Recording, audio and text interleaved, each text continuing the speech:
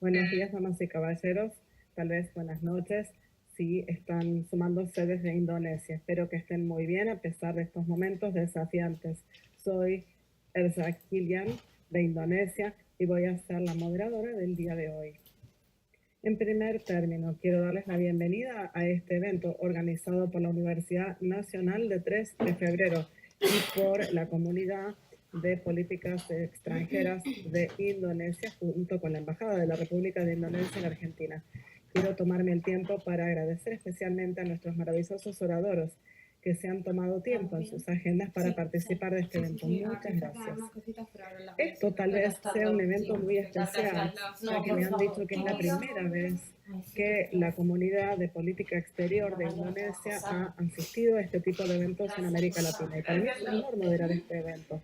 Más aún, mi universidad, la Universidad Nacional de 3 de febrero también, se han comprometido en cooperación académica estrecha y van a estrechar los lazos entre las comunidades de Indonesia y Argentina. Esperamos que este evento sea realmente un puente para interacciones más cercanas entre los mundos académicos del sur global. Quiero mostrarles el esquema del evento. Esperemos completar toda la sesión dentro del marco de 1 hora y media. Para los próximos 10 minutos va a haber comentarios abiertos de los organizadores del evento, el doctor Horacio Russo, secretario general de la Universidad Nacional de 3 de febrero, y su excelencia, Nini Kunariati, embajador de Indonesia en Argentina, Uruguay y Paraguay. Después de las sesiones de apertura tendremos un discurso de 20 minutos de Jorge Arguello, el Sherpa de Argentina en el G20 y embajador actual de los Estados Unidos. Después de esto tendremos un discurso de 20 minutos de 2 oradores, Yosser Rizal, que es el copresidente de Think 20 y director ejecutivo del Centro para Estudios Estratégicos e Internacionales de Indonesia, y también otro orador, un disertante de cuestiones internacionales de la Universidad de Indonesia. Después de esto tendremos una sesión de preguntas y respuestas de 20 minutos en donde se van a hacer preguntas a la audiencia. Veremos acá que esto estará en Zoom y en YouTube. Luego va a haber una disertación de cierre por el fundador de la Comunidad de Políticas Exteriores de Indonesia. Sin más, vamos a pasar a la siguiente sesión, inicio de aperturas, con el doctor Horacio Russo, secretario general de UNTREF. Doctor Russo, le damos la palabra.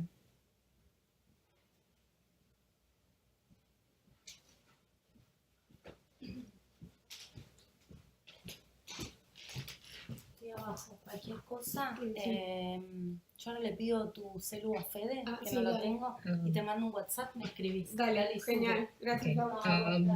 Okay. Thank you very much, Dr. Russo. Muchas gracias, doctor Russo.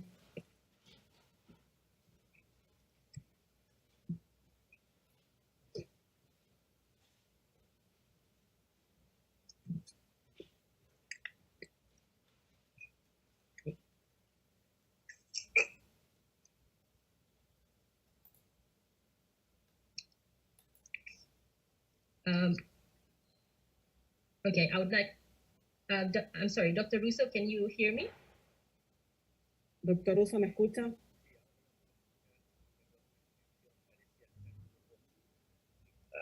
Bueno, buenos días a todos. Quiero saludarlos en nombre de la Universidad Nacional de 3 de febrero, iniciar esta reunión dándoles una cordial bienvenida a los participantes de este evento, particularmente a los ciudadanos de Argentina e Indonesia, como así también a los participantes de países latinoamericanos y el resto de países del mundo. En los agradecimientos quiero expresar nuestro agradecimiento al Foreign Policy Community of Indonesia por coorganizar este evento, al embajador Dino Patidajal y a su equipo, a la embajadora de Indonesia en Argentina, a sus autoridades, y también destacar particularmente la labor de la graduación cultural cuya colaboración y participación activa permitió la realización de esta jornada. Un agradecimiento especial al doctor Jorge Arguello, embajador argentino en los Estados Unidos, por su tiempo y sus valiosos aportes.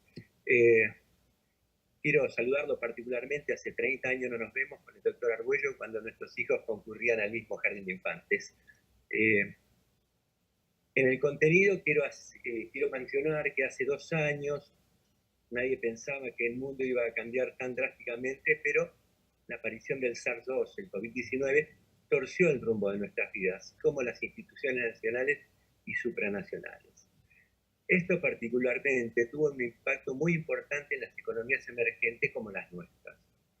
Uno de los últimos informes del Banco Mundial predice que el crecimiento mundial se desacelerará del 5.5 en 2021 al 4.1 en el 2022 y al 3.2 en el 2023, a medida que se disipa la demanda reprimida y se retira el apoyo fiscal y monetario en todos los países del mundo.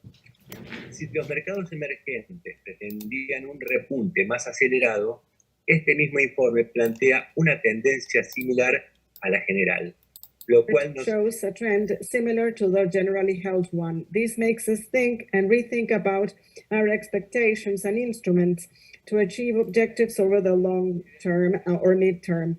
This activity is in the framework of the pro-tempore presidency of Indonesia under the motto, recovering together, recovering stronger. We cannot but say that next to the problems brought about by the pandemic crisis, a new conflict was added, the war between Russia and Ukraine. This involves not just contenders, but it raises global concerns because of its unpredicted consequences. This is not just a conflict between Russia and Ukraine. Behind Ukraine, we have NATO.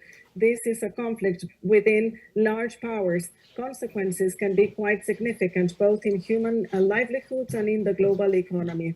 A complex moment of the international system where we need to stop and analyze the process of political and economic reconfiguration we are going through. In this context, national governments face major challenges to apply their development agenda. The sustainable increase of international prices, poverty increase, barriers to trade, supply constraints, human development, the strengthening of the digital ecosystems, and effects of climate change should be on the top priority of the post-pandemic agendas. During the session today, we will listen to experts from both countries with a lot of professional and academic background that will share their views on what is happening systemically and how this bears an impact on our economies. The next G20 summit in Bali will surely be a transcendental moment for the international community. There is no possibility for a shared future without dialogue, the understanding of diversity and mutual respect. This is a departing point for the development of our countries. Dialogue is the doorway to interests converging together. A fundamental concept in the creation of the Republic of Indonesia put it up as nations, including the 5 pillars of Pancasila, the founding philosophy in Indonesia. We highlight one essential for Argentinians: social justice. Both countries have in our founding pillars the objective of creating an equitable, sustainable society with welfare over time, where the state plays an important role for societies. I am sure the discussion would have been a different one before the pandemic. For that reason, it is that we have to establish new channels for dialogue to understand, contribute, and understand in more depth the scenarios that will fight for our situations. UNTREF opens its doors for these and other international discussions that will contribute to the creation of a space of reflection and construction of the new lines of thoughts. Let's hope we can contribute to further strengthen the South-South cooperation with this type of actions. Thank you so much. I send you cordial greetings, and I hope you enjoy this event.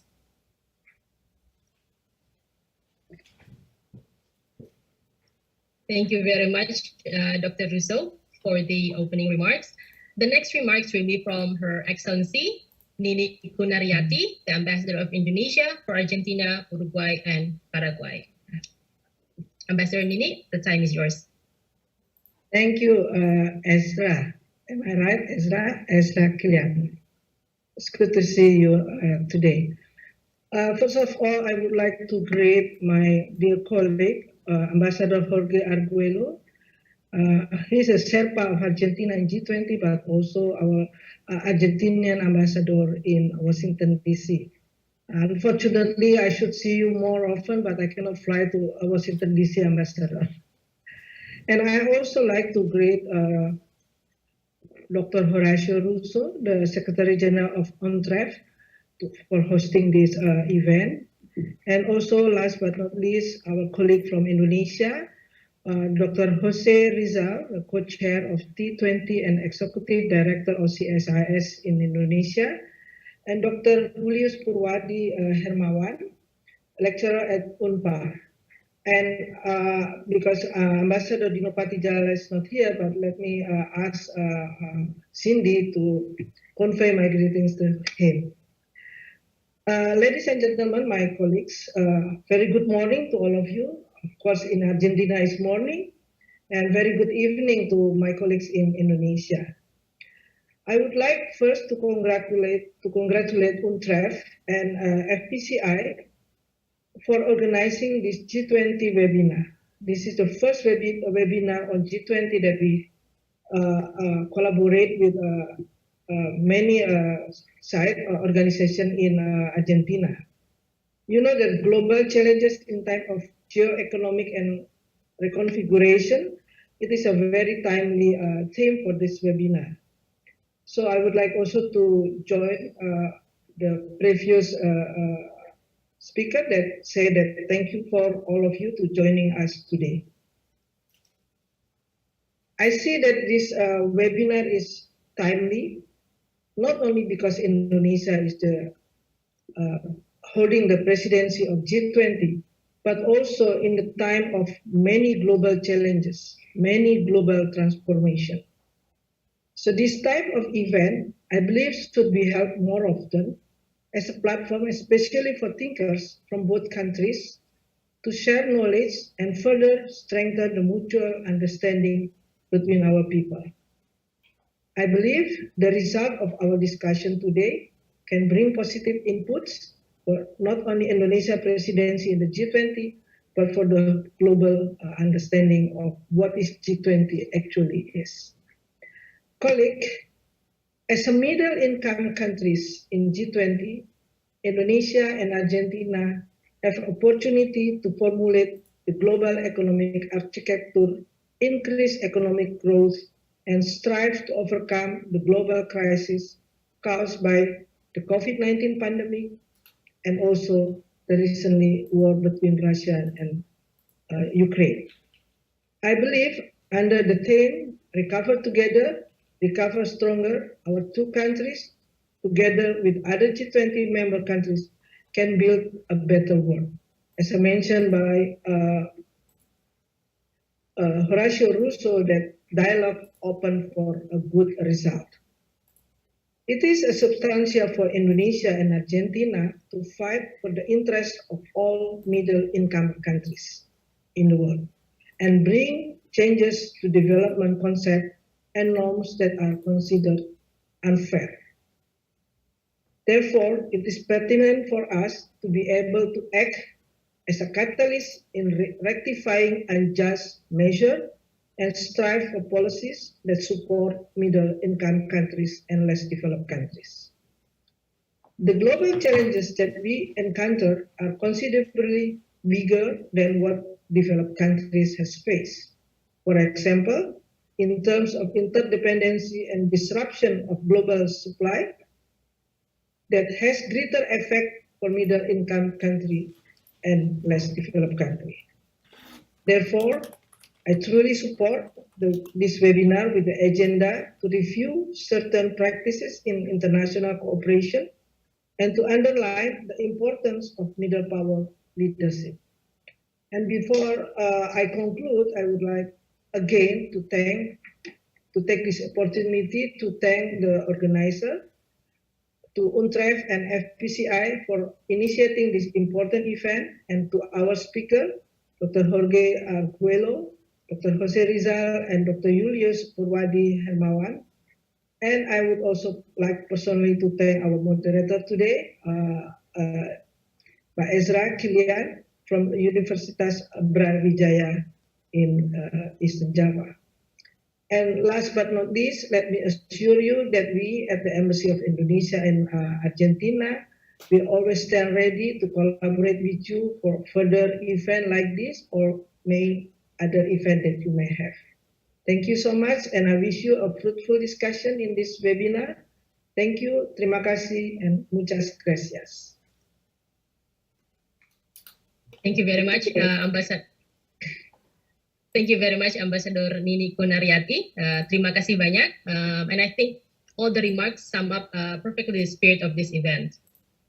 Moving on, we will now start the academic discussion. So the theme for today's event is G20, Recover Together, Recover Stronger, Global Challenges in Times of Geoeconomic Reconfiguration. This is a timely topic given that the current circumstances of the global landscape. COVID-19 has unleashed great questions about the stability of the international economic system, particularly for developing countries. The war between Russia and Ukraine has also destabilized the global economy, and as one of the main forums for global economic cooperation, G20 is expected to play a decisive role in the design of the global architecture. It is also a crucial turning point for multilateralism that has already been undergoing significant transformations within the last few years. It is not an exaggeration to say that we are faced with the need to review certain practices in international cooperation, bearing in mind that they have been showing little effectiveness. We hope to discuss several important issues regarding this, including the influence of Russia-Ukraine war on G20, how we could still ensure the efficacy of the forum, priority issues and expected outcomes of the G20, and the importance of middle power leadership. It is within this background that this event was organized. And joining us today are three excellent speakers who will be providing insights regarding the current situation and how G20 can play a key role in the current global turmoil.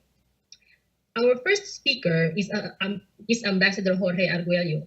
He is the Sherpa for Argentina in G20 and the current ambassador of Argentina to the United States of America. He has extensive experience in the political and diplomatic field, serving twice as a national congressman, a permanent representative of Argentina to the United States of America, and ambassador of Argentina to Portugal. He was also a member of the advisory board of the Center of Latin American Studies at the School of Foreign Services, Georgetown University, and is a member of the advisory board of the Argentine Council for International Relations. Our second speaker is Dr. Jose Rizal, who is the co-chair of Think 20 and the executive director of Center for Strategic and International Studies in Indonesia. His research activities focus on international trade, regional integration, and globalization of value chain. He is active in several research and advisory networks both in Indonesia and in East Asia, such as Indonesia Service Dialogue and Asia Pacific Research and Training Network on Trade. Our third speaker is Dr. Julius Purwadi Hermawan. He is a lecturer in international relations at Parahyangan Catholic University and a consultant for international development cooperation and foreign policy. He has been researching on G20 issues since 2010 and has various experience with international organizations and government institutions, including with the Indonesian Ministry of Foreign Affairs, Ministry of Environment, and Ministry of Finance. So looking at their credentials, I am certain we are going to have an excellent and fruitful discussion ahead.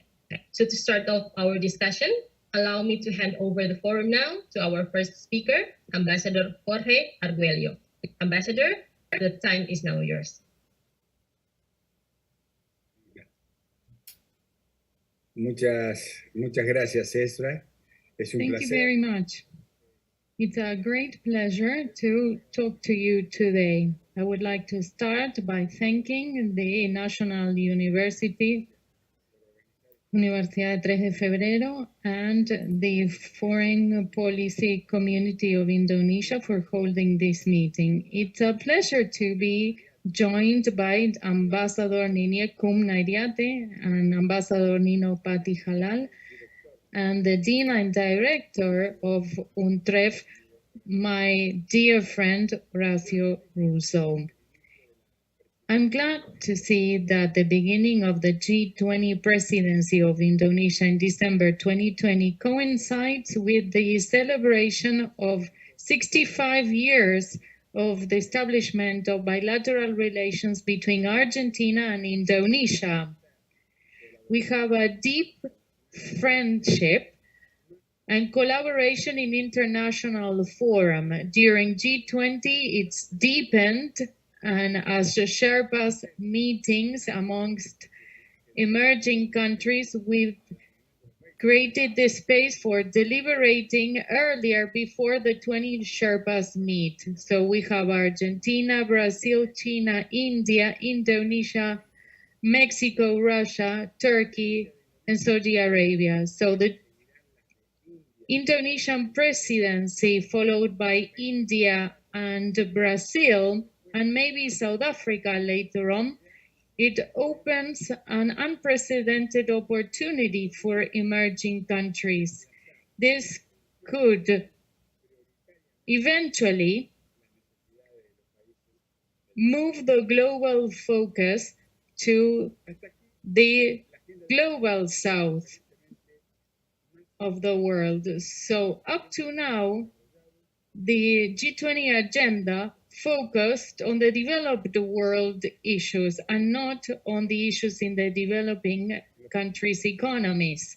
But in the coming years, the new presidencies, Indonesia, India, and Brazil presidencies, can promote a new perspective to avoid the agenda of the G20 avoided becoming a recollection of the G20 agenda, just a copy of that agenda. That will be prevented as the crisis of the peripheries of the 90s, the Mexican, Indonesian, Argentine economic crisis. It shows the burden that the economies of the G20 have, and that's been reducing thanks to the growth of economies of emerging countries and the systemic impact they have on the global market. But the objective to include all countries systematically, significant countries, if I may say, in deliberations on global economic governance, that's a strong point too. Let me give an example.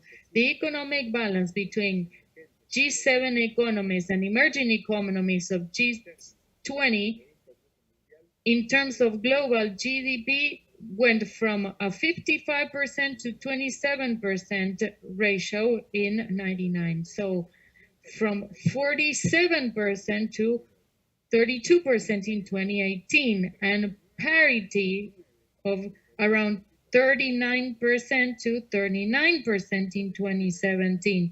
And some forecasts carried out prior to the pandemic placed emerging economies at a 41% of global GDP against 36% of the advanced economies. So let's make a reflection on this. The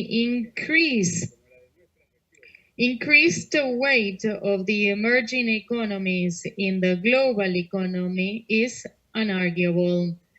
Now, COVID-19 has hit hard Southeast Asia and Latin America. The service sectors, tourism in particular, are a large part of our GDP. Governments have limited power to provide financial aid, and the acquisition and distribution of vaccines has been very difficult. This is the context where Indonesian priorities in G20 will help promote the path to recovery of economic growth. The market, $2.3 billion, of course, and more than 600 million people. The economic relations of this region, which is so thriving, which has thrived in the last decade and aided by the economic complementation, how we complement each other with manufacturers and services provider. We are all caring for our interests, so I want to thank the support of Indonesia in the search for a peaceful solution over the controversy between the UK and Argentina over the Malvinas Islands. The UN General Assembly is the only way to find an end to the colonialism of the UK over the Argentine islands. So we thank Indonesia for their support in the search for a peaceful resolution within the Decolonization Committee, and we hope we can still count on your support for the in the future. Now, going back to the key of the matter, since G20 became a meeting of heads of states in 2008, I was based in New York then, when the top-level meetings began at G20, through regions. 4 meetings were celebrated in Asia and Asia Pacific. This year's in Asia will be the first one in the Southeast Asia. As Professor Russo said, recover together, recover stronger.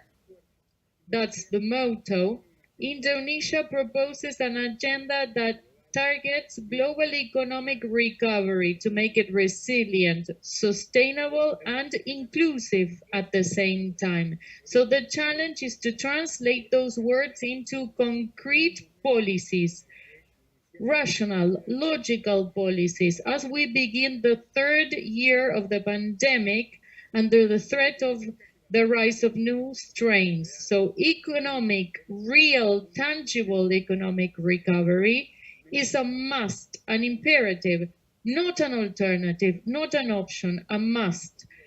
Indonesia has an original alternative on which Sherpas are working on. It's a G20 working plan for the strong and inclusive recovery with projects, initiatives, collaboration, which is tangible, concrete, to tackle the effects of the pandemic, which are multidimensional, and to build, it aims at building a greener, resilient, sustainable world.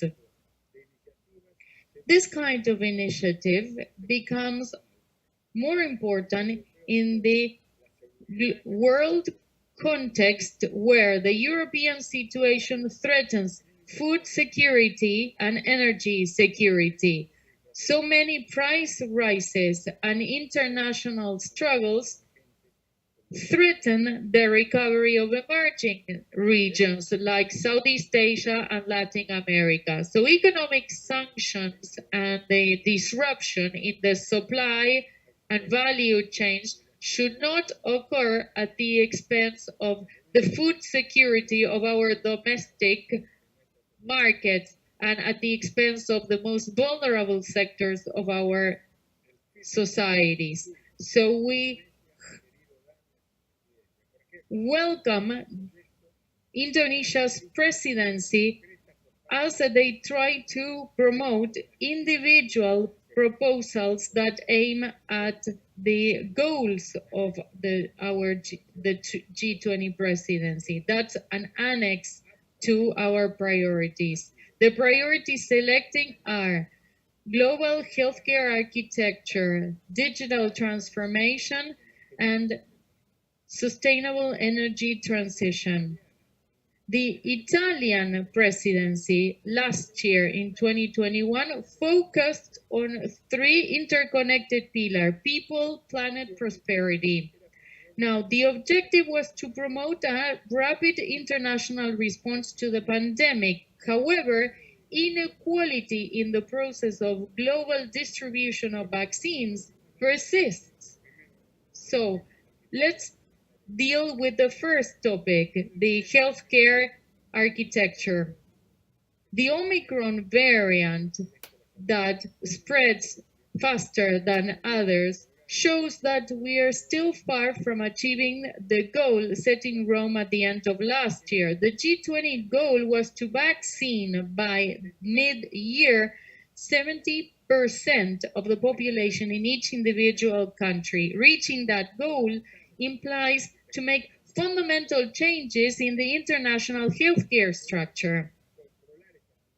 To control the pandemic and prepare for the future pandemics, we need to promote technology transfer, the exchange of knowledge, and strengthen manufacturing practices and capabilities. So Indonesia, as the president of the group, can lead reforms in global healthcare architecture, which is now controlled by WHO. Inequalities, global inequalities in healthcare access that have been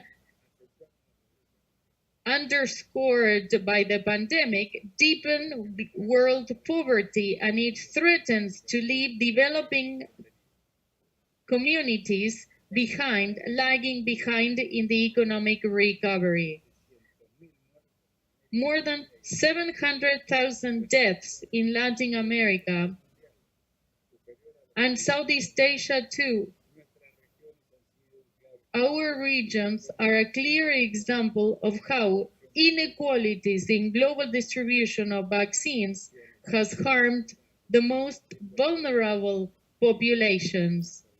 There are still millions of people left unvaccinated worldwide. So our two regions hold more than 2/3 of the global deaths due to COVID-19. In the economic field, it is expected that deceleration will continue well into next year.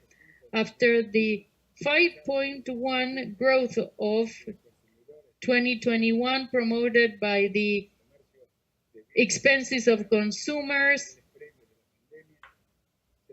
exceeding levels pre-pandemic, it is expected that the global economy will grow only 4%, 3.5% in 2023. The economic impact has been disproportionate negatively in our regions. World Bank says that that Latin America is the region that has been most affected by COVID-19. The healthcare crisis contracted growth. It has a social economic impact because it occurred after years of slow economic growth and limited progress in social indicators. The COVID-19 crisis has a long-term impact in our economies.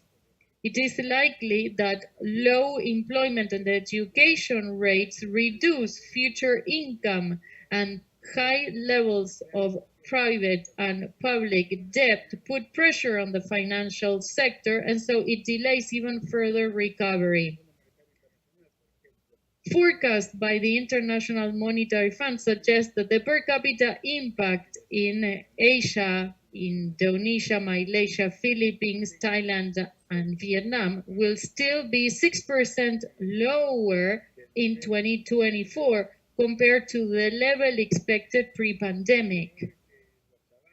It is likely that the progress in the fight against poverty and in the development of and the efforts of human development are hit back.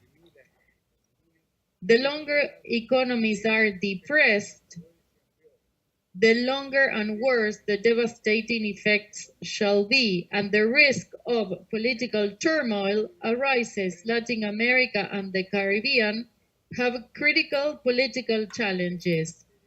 The region must accelerate the digital transformation to allow companies and consumers to adapt to the new normal and harness the pandemic recovery to create stronger economies and bridge digital technology gaps and bridge the digital divide existing. Barriers are many to this sustainable, equitable economic development. But even before the pandemic, according to the UN, it's the first time in 2 decades that extreme poverty increases worldwide. This is strongly linked to the pandemic crisis, which deepened inequality, deepened the difference in between the rich and the poor. In Latin America, ECLAC estimated that in 2020, the poverty rate reached 37%. The region lost 1 decade of progress. And in spite of the fact that we have seen some improvements at the beginning of the year, employment is still 3% lower than pre-pandemic levels. The per capita GDP in amongst many developing economies will remain below levels pre-COVID-19 for a long time as expected. Now, let's move on to digital transformation pillar. Under this framework, in the search for resilient and fast recovery to allow us to come out of stagnation, then the second priority of Indonesian agenda becomes key. The key role that technology plays in global economy and the benefits of international cooperation towards digital transformation and digital inclusion. The working group on digital economy will start working in 2022 to strengthen collaboration efforts, to avoid duplicating efforts, and to bring commitment and legitimacy to discuss digital matters as Argentina has asked for. Argentina's objective is to promote digital transformation without leaving anyone behind. With inclusion, we work on digital inclusion of vulnerable population groups, focusing on women, girls, and diverse groups, reaching rural communities, reducing the gaps between developed and developing countries. This is aligned with the view of sustainable development that holds the 3 pillars: economic, social, and environmental. Digital skills and digital inclusion cut across infrastructure matters, and it is key to educate our population for the future, with their future within the digital revolution. And finally, the energy transition. Financing to mitigate and adapt to climate change is the third point. The Rome Declaration reminded us that the objective is to devote up until 2025 funds, money provided by the developed countries, devoted to the fight against climate change. Indonesia insists that the energy transition and all the efforts to achieve that goal of zero net emissions should be accessible and balanced between all. Common responsibilities exist but differentiated too. So developed countries should achieve faster their carbon neutrality to provide more time margin to developing countries to reach that goal. The financing to achieve the commitments against climate change is a point of key interest for the Indonesian presidency. The European conflict is an additional issue because prices are increased on commodities and traditional energy sources. Fossil fuels cannot be replaced. Indonesia announced that its G20 presidency will show the perspective of developing countries to create a fairer, shared global order to strengthen collaboration against climate change impact and sustainable development. That is our national objective too. Thank you very much.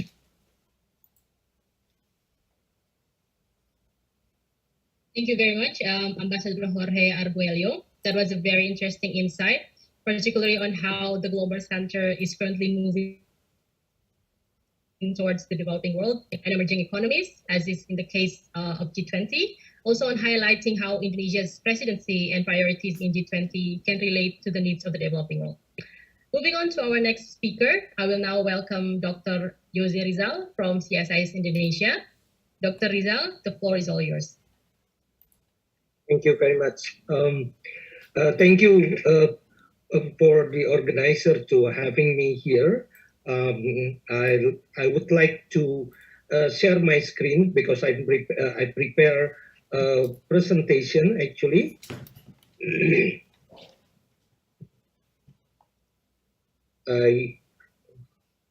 Sorry.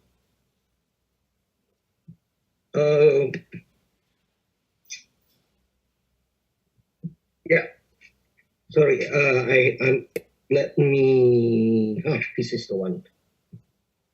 Okay. I hope all of you can see my screens right now. All right, clear? Okay.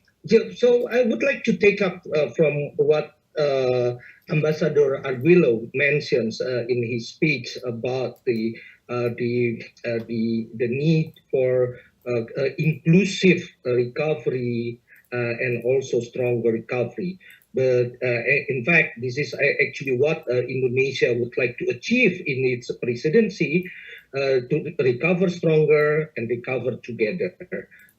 But this is not an easy task to do, and I would like to show you what happens actually, what are the challenges that Indonesia is facing at the moment in order to achieve that goals.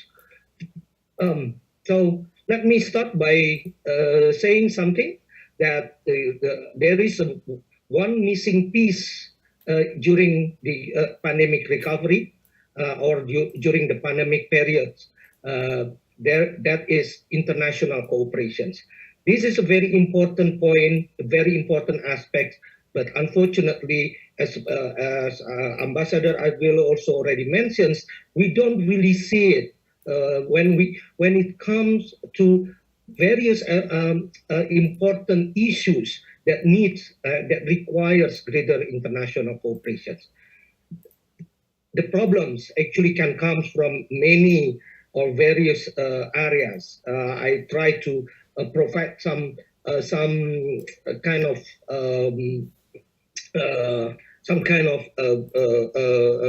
observations here.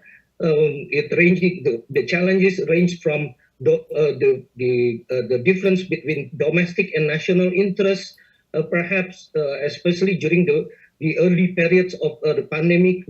We have seen that how the domestic interest and national interest normally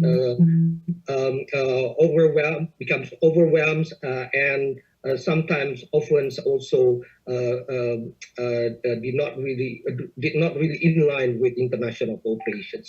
We also have a lack of trust between neighboring countries that may be originated from history or interest, and becomes more difficult for this international cooperation. The geopolitical tensions that has been escalating nowadays also contributes to the difficulties in having greater international cooperation. Last but not least, of course, we don't really have sufficient mechanisms. When we're talking about cooperations in medical and health issues, such as for medical equipment, we don't really have that kind of mechanisms in order to provide assistance, for example, to develop developing countries or even less developed countries. So that kind of mechanisms are needed actually. So what we Indonesia is trying to do actually to bring back those challenges, to discuss about those challenges in the G20 forum. But however, we have to admit that there are many issues, many problems in G20 itself.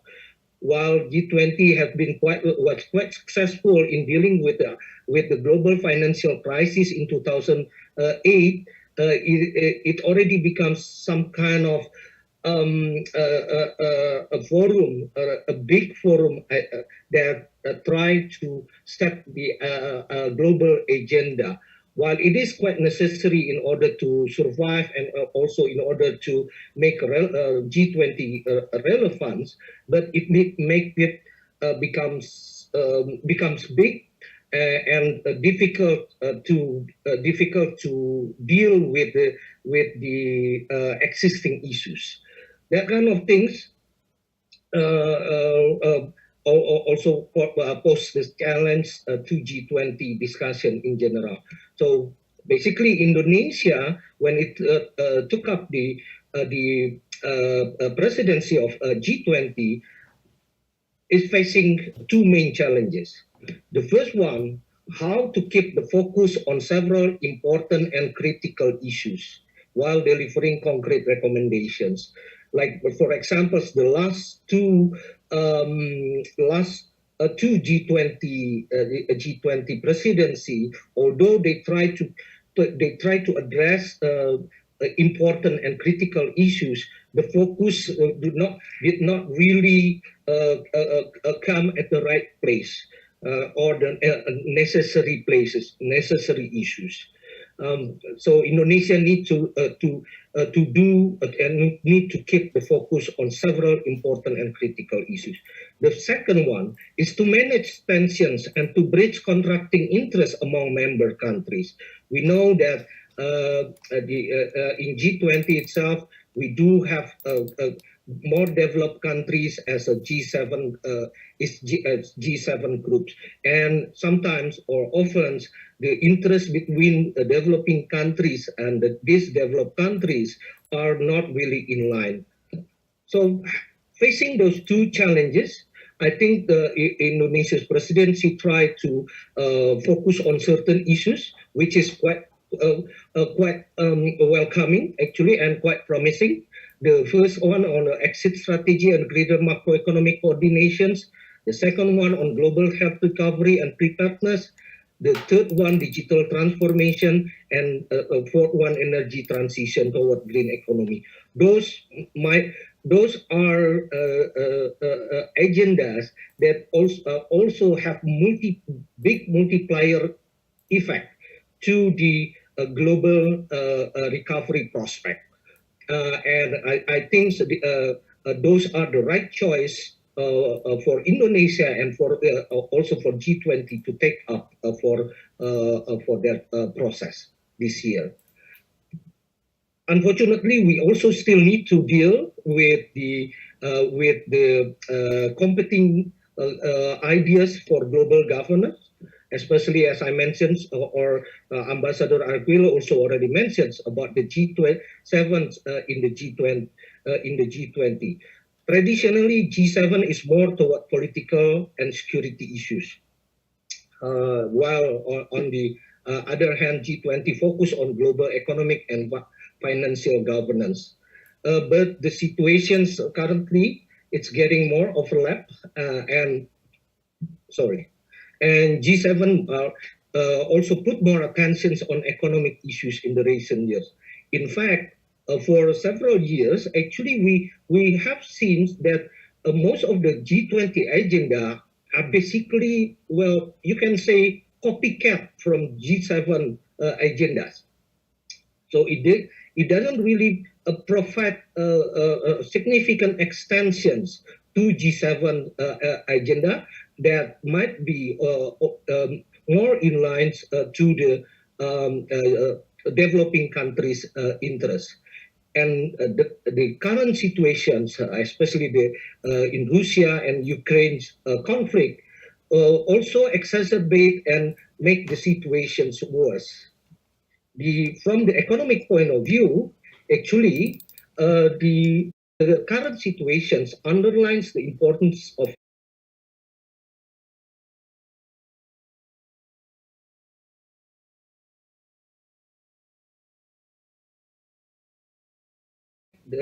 the importance of greater coordinations on macroeconomic issues. It also, even the current conflict actually provide us with an examples on the importance and the benefits of maintaining open and inclusive trading and production system. It also emphasized the need for us to accelerate energy transitions. So basically, the current Russia-Ukraine conflict actually just emphasized the importance of agenda that Indonesia brings in this G20 presidency. However, on the political economic front, it makes the initiative become more complicated. Like, for example, pressures from the G20 will be stronger, especially to exclude Russia from the talk. Perhaps perhaps Indonesia can have some kind of bridging between or some kind of exit strategy in dealing with this conflict. Still, the G7 participation is actually quite crucial for the success of G20 agendas. Without G7's participation, without G7 willingness to contribute to G20 agendas, then most of the G20 agendas that currently Indonesia is trying to pursue would be irrelevant or would not be effective. So international cooperations maybe would be missing again from the recovery process, as this Russia-Ukraine conflicts also put a lot of pressures toward the geopolitical economy and geoeconomics aspect. With that, I conclude my talk tonight. Thank you very much, Dr. Thank you very much, Dr. Rizal. I think that was an insightful perspective regarding the challenges of global cooperation and Indonesia's presidency. And I think the challenges that Indonesia face, mostly relating to providing concrete results and relationship building. Personally, I like the term copycat that you used, and how perhaps G20 needs to extend its current agenda and focus. So we will not be considered just as a copycat to the G7 agenda. Thank you very much. And now I would like to welcome our final speaker, Dr. Julius Purwadi Hermawan from Universitas Katolik Parahyangan. Dr. Hermawan, the floor is now yours. Muchas gracias, Ibu Ersa Kilian. His Excellency, thank you so much. Jorge Arguello, glad to hear your presentation, very fascinating. Her Excellency, Ibu Dubes Ninik Kunariati, and also Mr. Horacio Russo, General Secretary to the UNTREF. Thank you very much indeed for the invitation, and very interesting for me to join the discussion. And we'll be looking forward to hear your views on the role of Indonesia as presidency, as G20 presidency. The G20 Sherpa, the Ambassador Jorge Arguello, and also my Indonesian colleague, Jose Rizal Damuri, already share the Indonesian priority agenda, the challenge, and everything actually. Let me and allow me to focus on the geopolitical issues and then the position of Indonesia and Argentina in this perspective. And then maybe it's good to discuss what kind of collaborations between Indonesia and Argentina in making the success of the Indonesian presidency of G20. I think that's something that we really expecting from you, Jorge Arguello. Hopefully tomorrow when you meet our co-Sherpas, they will cry for help, for your support. The presidency, Indonesian presidency will succeed as we expected. So allow me to share a PowerPoint presentation, and this to make my presentation be systematic and really understandable. Ibu Ersa, allow me to share PPT. Okay. Yes, actually, I'm very interested with the topic of the seminar, which is challenge of geoeconomic reconfiguration, which in my view, if it is taking place now, the cost is very high and much more difficult for Indonesia to achieve the deliverables.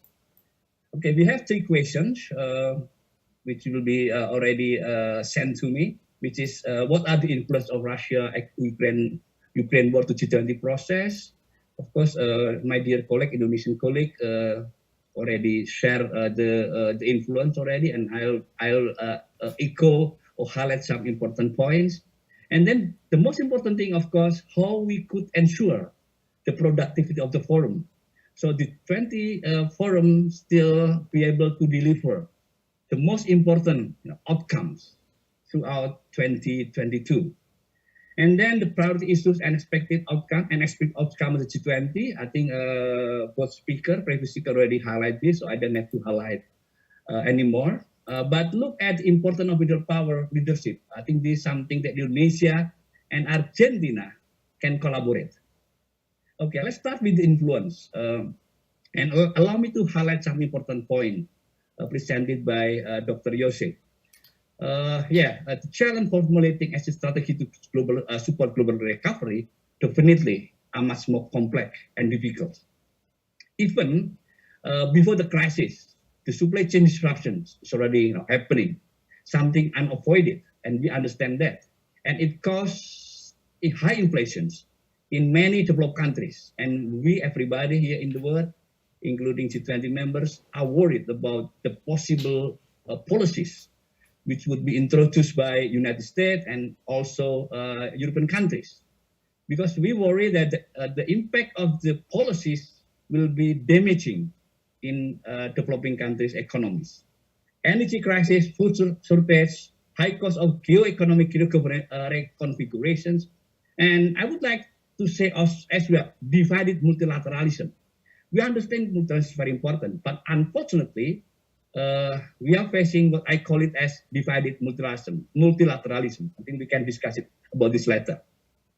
Dr. Jose already highlighted the tension between members, and the tension led to the grouping or alignment between G20 members. So we understand G7 is like versus the rest, but G7 plus, of course. It's just like pro-sanctions against Russia.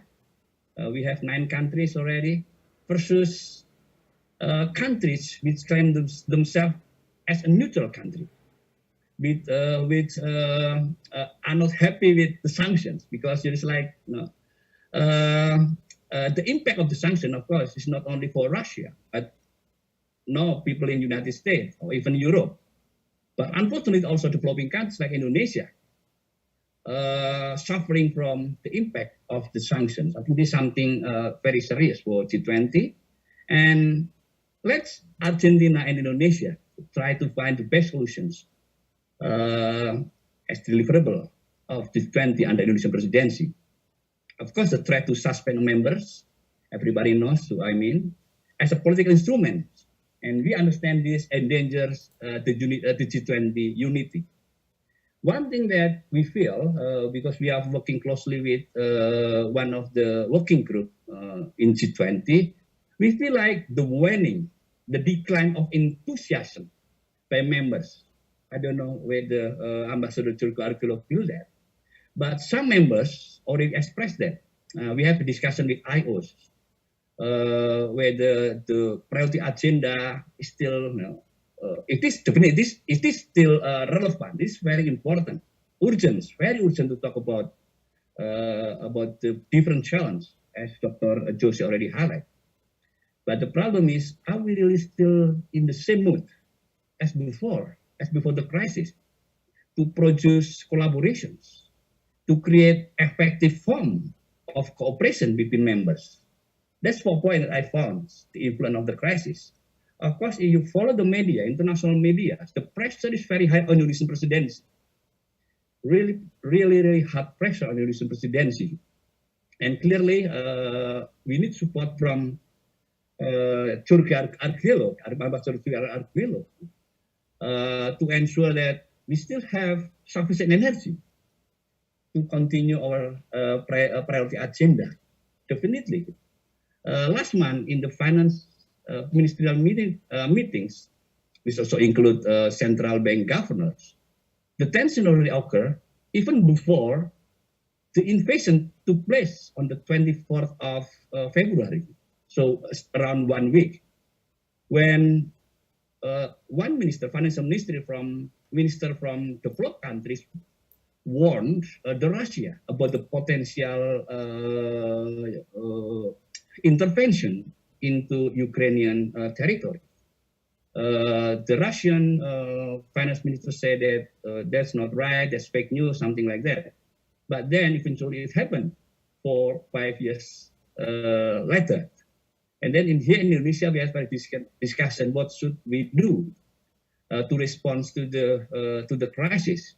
And then on 25th, I think we agree that Indonesia shall focus on the priority agenda. And then the discussions went on the issue of the participation of Russia in international media, if you follow. And clearly there is threat that there would be boycotts by some members of G20. Quite unfortunate it happened, but Indonesia sends very strong signal that we will still invite Russia to attend to the Bali summits. Then quite relief actually when in the end of the day, the President Joe Biden in his press conference in Brussels said that if Indonesia and other countries do not want to suspend the Russia, then the Ukraine should be on board, something like that. So it means that the United States will not be put very strong pressure that Indonesia should reject or should not invite President Putin to come to Bali. I think this is the discourse in the international media, which actually show how difficult actually to be presidency, G20 presidency this year, quite unfortunately. But I guess Indonesia survived. Dr. Jorge Risa already highlight the challenge already hard, even before the crisis. Of course, the challenge caused by COVID-19 pandemic.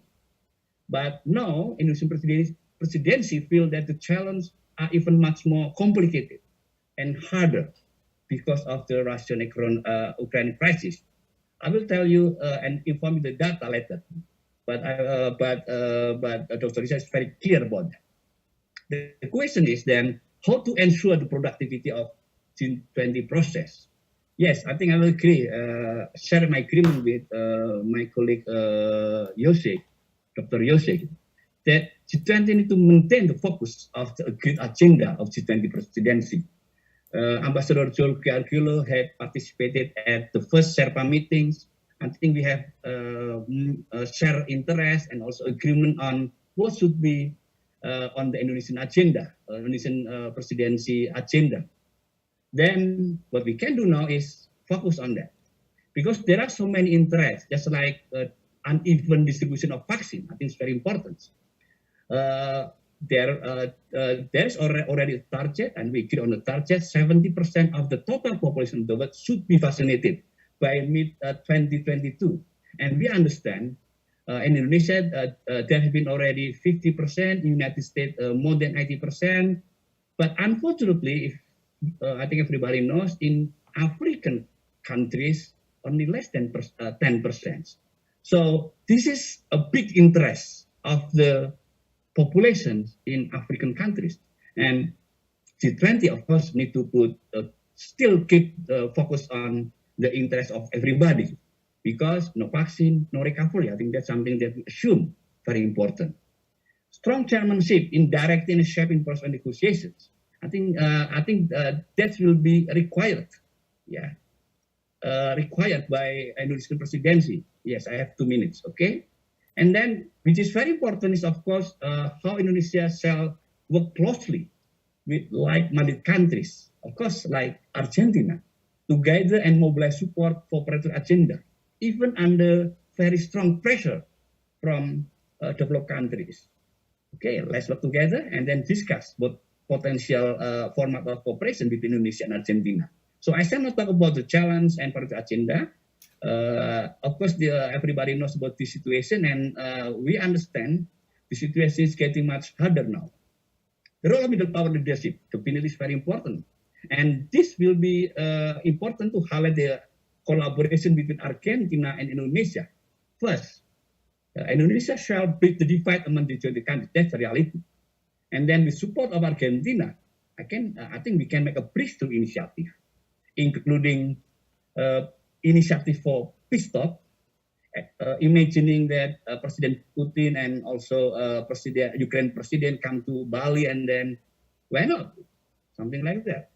And then talking about initiative to develop humanitarian network, which is different from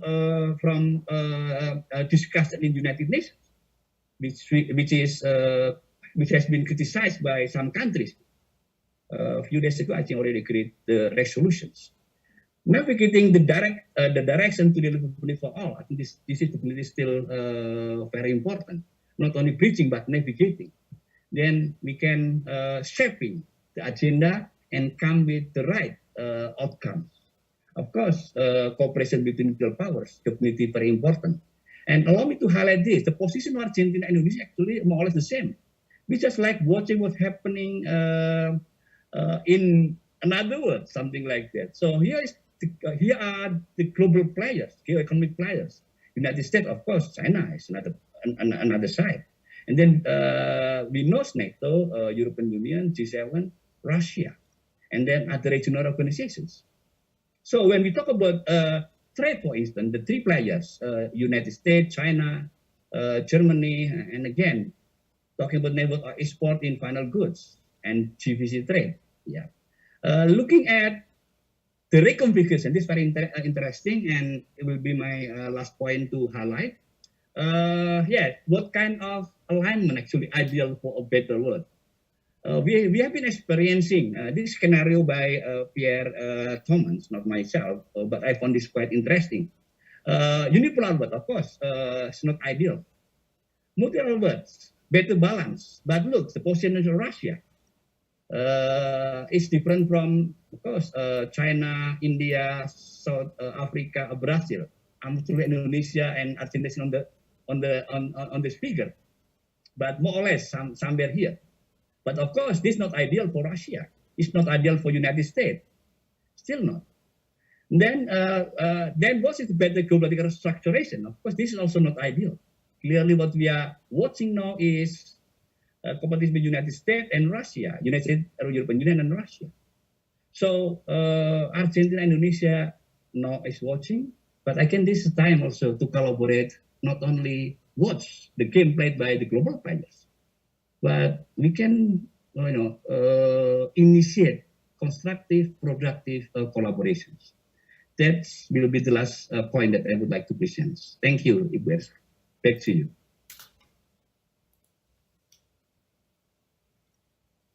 Thank you very much, Dr. Hermawan.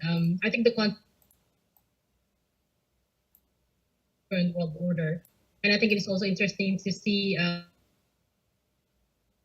on how Indonesia and Argentina can cooperate together and contribute to the world order. So how we can actually take part within the current global architecture. So seeing that all the speakers have presented their remarks, I will now invite the audience to post your questions.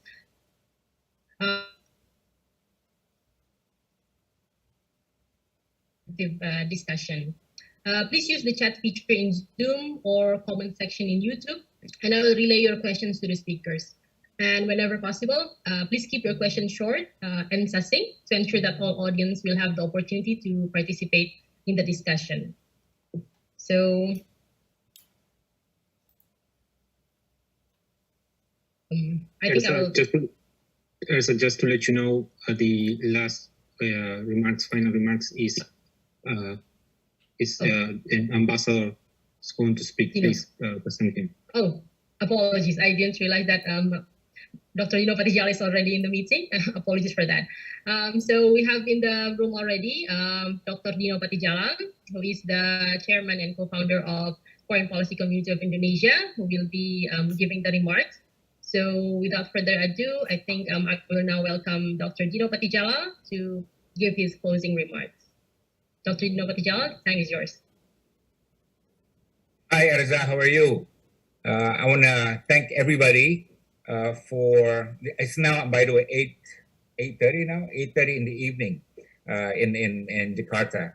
And I want to thank everybody who has joined this discussion today.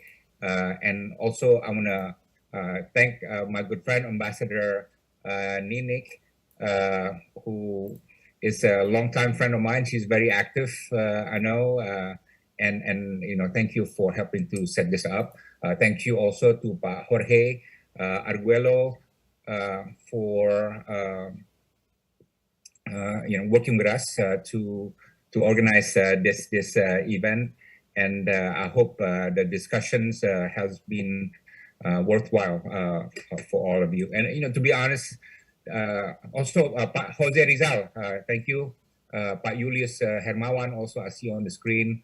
Pak Horacio Russo and others. Yeah. But this is going to be a challenging year for Indonesia's G20 presidency, because G20 now is somewhat divided. Is under stress, under duress, and obviously this is owing to what happens in Ukraine, right? So I think the next 9 months, the next 8 months, going to be a big challenge for Indonesia. There are calls for Russia to be expelled from G20. There are those who say they don't want to sit down with President Putin, but I think the view is that there are still a variety of opinions on this. Yeah, there's the G20 who has a position, and then the MICTA countries have a certain position. The BRICS countries have also a certain position, and so on. So we'll see how it will play out. But Indonesia's position is to keep the G20 and obviously not to disinvite any party. And Indonesia's position is that we're still in the midst of a huge global challenge, economic recovery, the pandemic, and also climate change.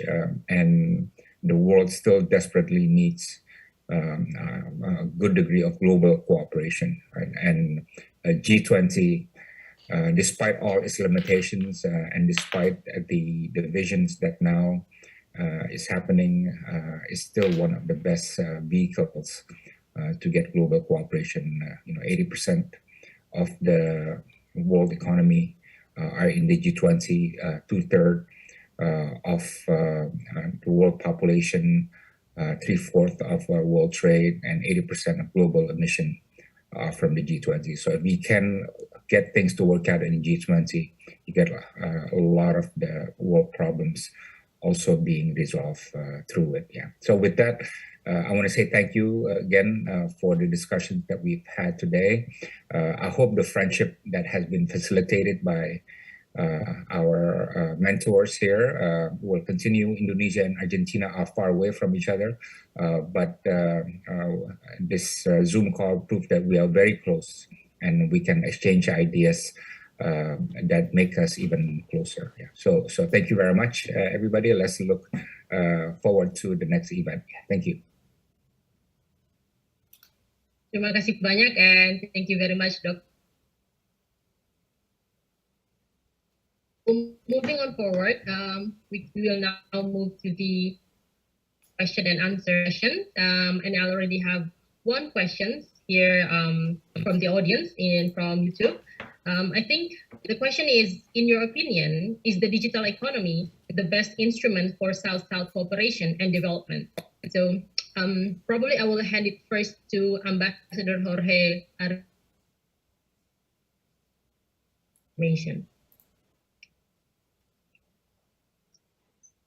Sin lugar a dudas, sí. La respuesta es sí. Without a doubt, the answer is yes. I should say it's an essential tool.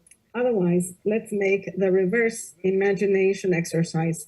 Let's suppress any possibility, that possibility in the process of integration, in the process of joint actions in the developing world. And we shall see that we will all end up losing competitive advantages. We need to accompany the process of technological development that powers the most developed countries live or have. This will secure a true down-to-earth exchange among the various regions in the world. And as a result of such an exchange that is initially uneven, we will tend to greater balance. This is what we all are aiming at in the end. The world has developed in an unfair, inequitable manner so far. This imbalance needs to be corrected, and it should be put right by using the tools that technology allows us to as a priority. Thank you very much, Ambassador. Probably from Dr.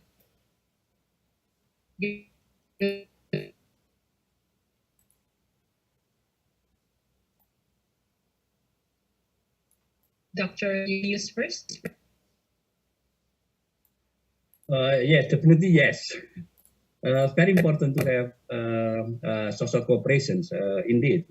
And I agree with Ambassador Jorge Arguello. The question in which format of cooperation, I think this is also important. Of course, we get used with knowledge sharing between South countries like Indonesia and some Asian countries. Knowledge sharing is one. And then capacity building is quite important. Sharing between Indonesia, who has well-equipped infrastructure on digital, like digital market, for instance. I think that's one thing to share with fellow citizens in Myanmar or even in African countries will be good. The next thing, of course, maybe we need also to work with developed countries in the format of triangular cooperations. So the pivotal countries like Indonesia, and then beneficiary countries like some less developed countries, and then Germany, or maybe United States, maybe, or Japan. That will be very fruitful and productive for less developed countries. I guess Ambassador Jorge will agree with me. Thank you, Ibu Ersa. Thank you very much, Dr. Hermawan. Next, Dr. Jose Rizal, perhaps you might want to add something. Yeah, I just want to echo the previous speaker's comments on South cooperations. I think it's very important, but we also have to admit that the resources and technology and the know-how basically belongs to developed countries.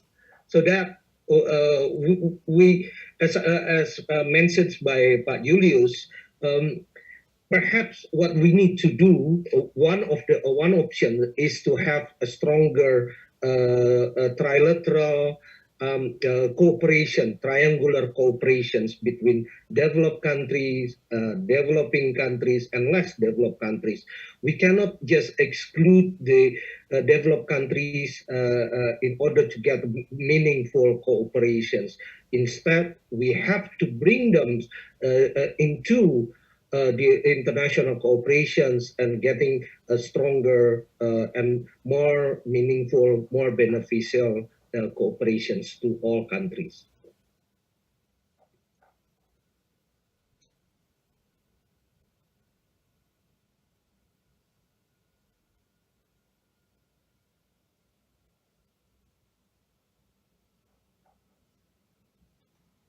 Okay, Thank you very much, Dr. Jose Rizal, for the answers. I have two more questions here. So one is, what are main discussions nowadays in G20 about poverty, particularly those in developing countries? This is for Ambassador Jorge Arguello and for Dr. Jose Rizal Damuri.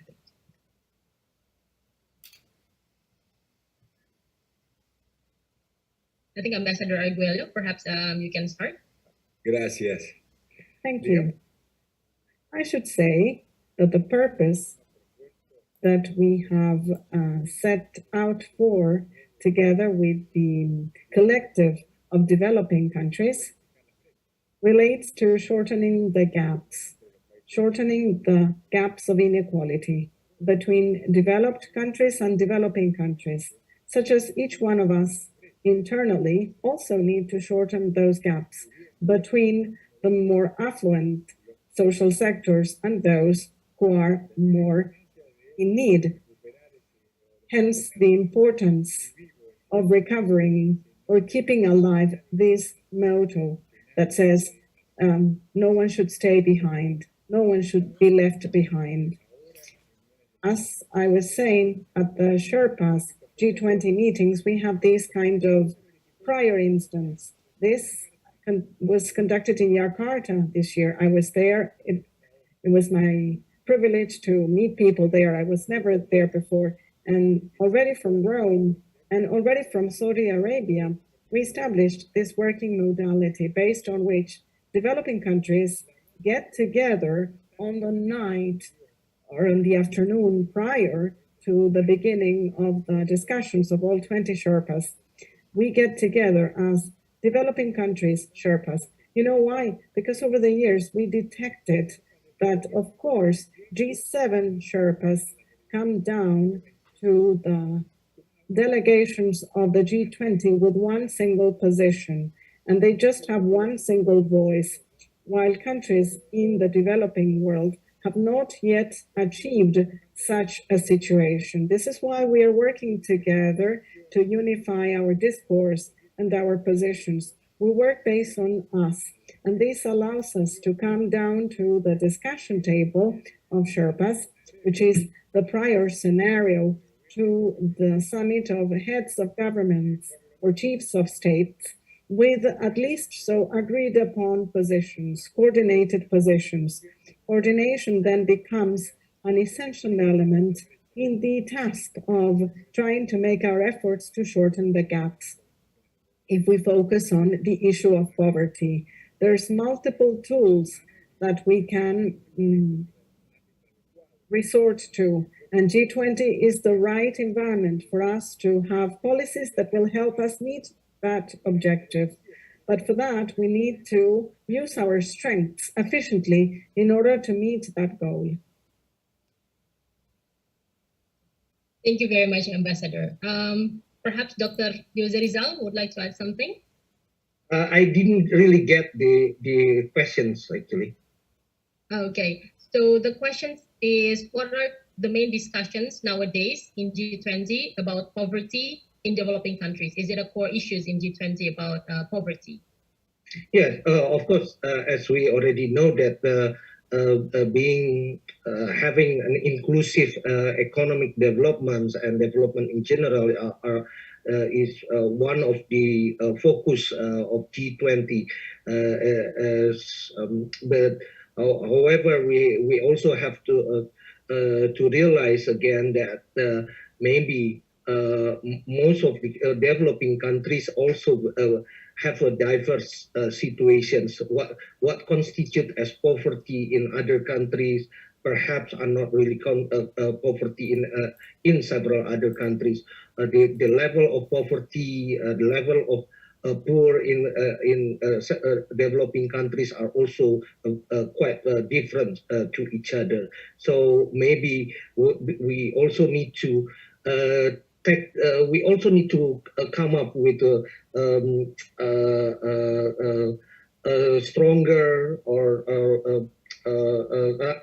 common understandings on how to deal with common issues on poverty. Okay. Thank you very much, Dr. Jose Rizal. Any last words from Dr. Julius, perhaps, regarding the issue of poverty? Yes, definitely the poverty is in the agenda of G20 under Indonesian presidency. It became a focus of particular development working group, which address on how less developed countries can survive, including alleviate poverty in time of the crisis.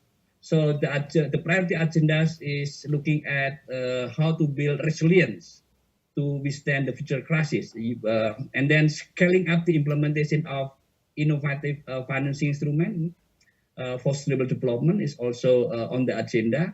Of course, in the end, the main objective is to address poverty. I think that's what I can add. Okay. Thank you very much, Dr. Hermawan. So looking at the time, sadly, I would have to end this event soon. So seeing that we are nearing towards the end of the event, allow me to once again reiterate the spirit that we are trying to build here. So in these challenging times, more cooperation is what we need to build a better world for all. And we need more than ever before. This event and your participation in it is one way to build a bridge and create interactions between two different countries, two different continents, which hopefully will not end after the closing of this event. I truly hope that we can organize more events of this kind to slowly build up better understanding and closer cooperation, particularly between the Global South. And I would also like to let you know that UNTREF and my university is also open for future collaborations in the future, should you be interested in organizing some kind of similar events again. So lastly, I would like to thank you all once again for taking a part in this event, both as speakers and audience. I hope you find this event as engaging as I did, and please accept my humble apology if there were ever any shortcomings on my part. It's been an honor to be your moderator for today. And for final words, I hope you have a wonderful day ahead or a good rest ahead of you.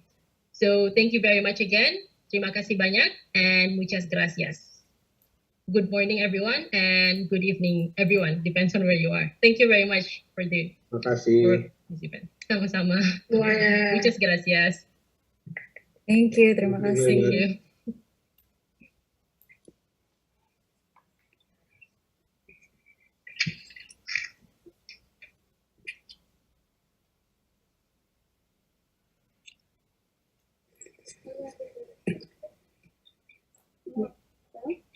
Sí, Denis, gracias. Gracias, mi amor.